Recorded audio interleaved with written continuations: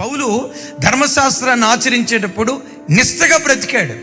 ఇప్పుడు జీవం కలిగిన దేవుని దగ్గరకు వచ్చిన తర్వాత ఆ నిష్ఠ, ఆయన ప్రతిష్ట, ఆయన సమర్పణ, ఆయన త్యాగం మరెక్కువ అవటానికి దేవుడు కృప చూపించాడు.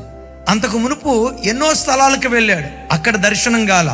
విచిత్రం, దమస్కు గుమ్మం దగ్గరే అపోస్తుడైన పౌలు వారు దేవుని చేత ఎందుకు దర్శించబడ్డాడో తెలుసా? దమస్కు గుమ్మం దగ్గర ఎందుకు దర్శించింది అంటే, దమస్కు అని అనటంతో పాత నిబంధనలో ఒక భక్తుడు మనకు గుర్తొస్తాడు. ఎవరాయన చెప్పండి, చెప్పాలి ఎవరాయన?